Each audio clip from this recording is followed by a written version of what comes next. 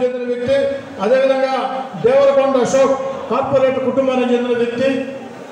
కాజీ wholesale dealership, అమ్మకాలు, అన్ని marketing అన్ని ఆయన చేసే పరిస్థితికి వచ్చాడంటే ఎక్కడికి పోతున్నా నాకైతే అర్థం కావడం లేదు.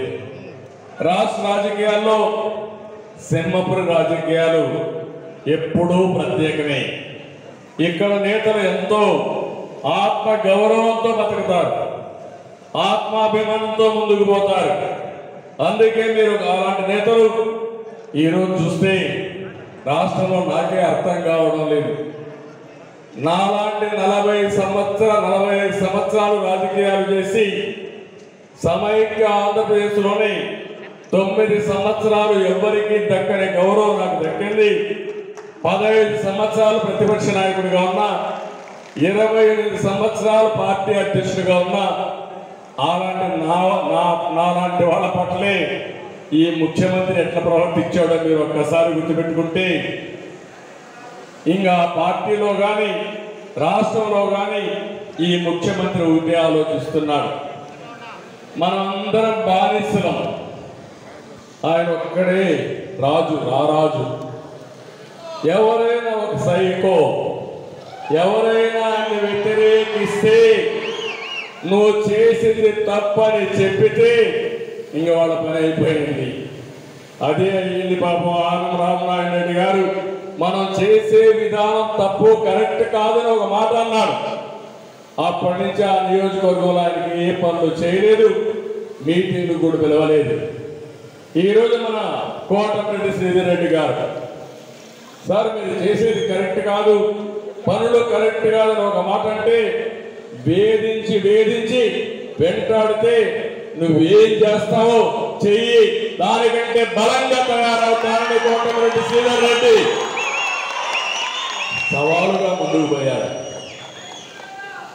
అదే మరిగా చంద్రశేఖర్ రెడ్డి గారు, మేకపాటి, ఈ కుటుంబాలను మీరు చూస్తే రాజకీయాల్లోనే ఒక గౌరవం కోసం వచ్చిన వ్యక్తులు. చంద్రశేఖర్ రెడ్డి గారిని మీరు చూసినప్పుడు 4 సార్లు ఎమ్మెల్యే అయ్యారు. వీళ్ళకందరికంటూ ప్రభుత్వాలు ఏమైనా పార్టీలు ఏమైనా ఒక ప్రత్యేకత ఉంటుంది.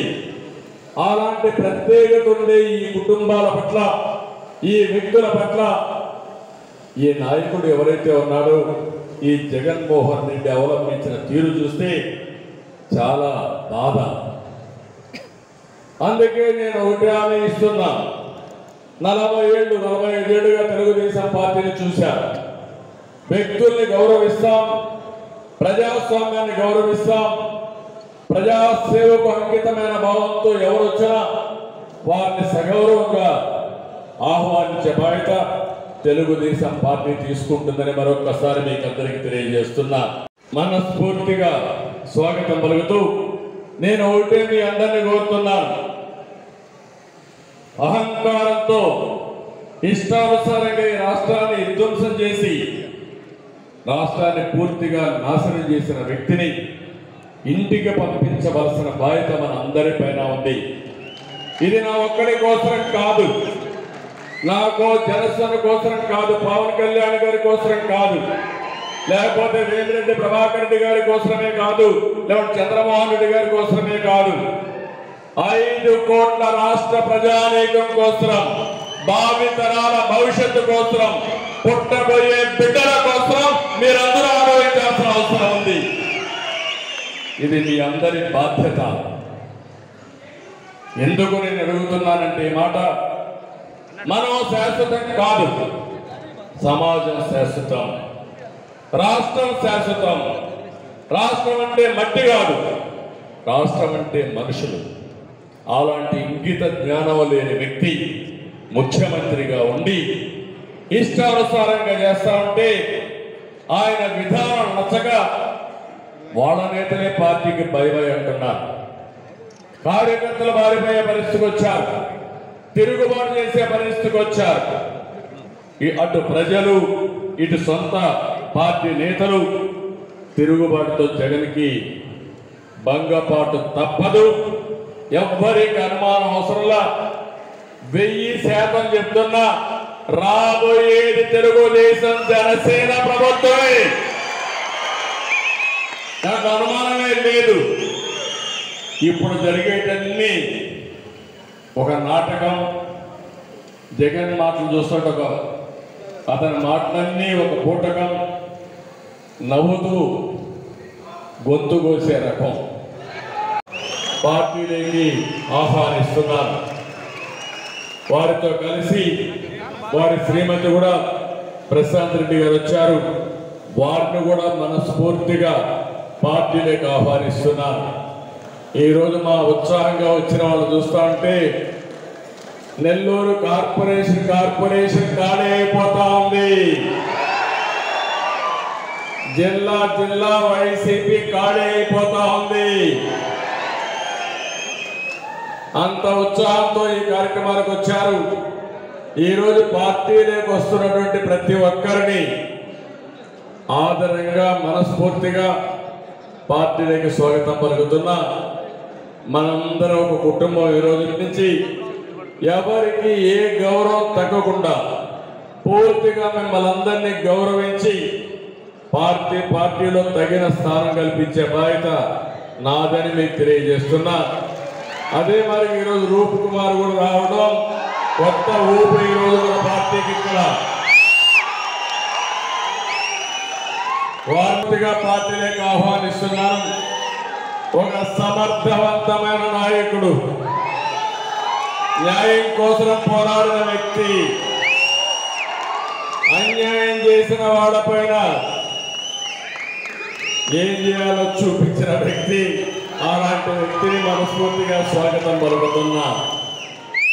ఈరోజు మిమ్మల్ని అందరినీ చూస్తూ ఉంటే మామూలుగా నేను ఎప్పుడు మీటింగ్లు పెట్టుకున్నా హైదరాబాద్లో లేకపోతే అమరావతిలో మీటింగ్ పెట్టుకొని పార్టీలో చేరికలు ఉండేటివి. కానీ ఈరోజు నేరుగా నేనే నెల్లూరుకు వచ్చి వేమిరెడ్డి ప్రభాకర్ రెడ్డి గారిని వేదిక మీద పార్టీలోకి ఆహ్వానించామంటే అది వారికి ఇచ్చిన ప్రత్యేకత. ఎందుకు ఈ మాట మాట్లాడుతున్నానంటే ఆయన ఏదో పార్లమెంట్లో పోటీ చేయాలని కాదు. అలాంటి వ్యక్తులు రాజకీయానికి అవసరం, రాజకీయాలకి గౌరవం తెచ్చే వ్యక్తులు. అలాంటి వ్యక్తుల్ని పార్టీలోకి స్వాగతం పలకడం నా బాధ్యతగా ఆలోచించి ఈరోజు వారికి స్వాగతం పలుకుతున్నారని కూడా నేను మీకు తెలియజేస్తున్నా.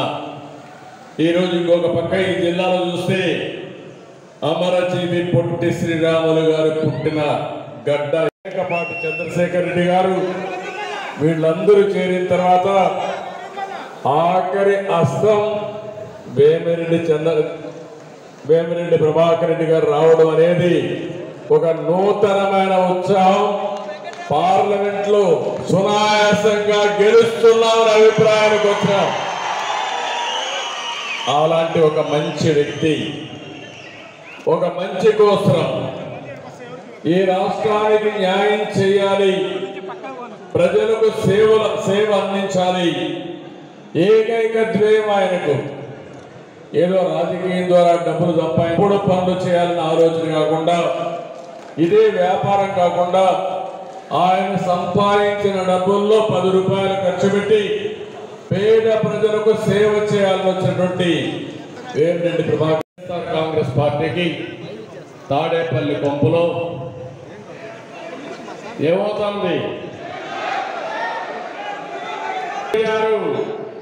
అందుకే చేంజ్ల మీద చేంజ్లు చేస్తూ ఉన్నారు. కానీ ఎవరు గెలిచే పరిస్థితి లేదు. ఇప్పటికి ఒకటి గుర్తుపెట్టుకోవాలి, కొంతమంది ప్రజలు ఓపెన్ గా ఇంకా మాట్లాడడం లేదు.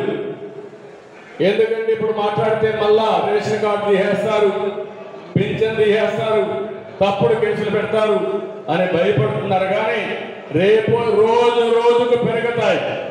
ఒకే ఒక విషయం కోరుతున్నా, భయపడుతూ రోజు చనిపోవడం కంటే వీరోచితంగా పోరాడి రాష్ట్రాన్ని కాపాడి భావితరాల భవిష్యత్తు కాపాడడం కోసం అందరం సమైక్యంగా పోరాడు.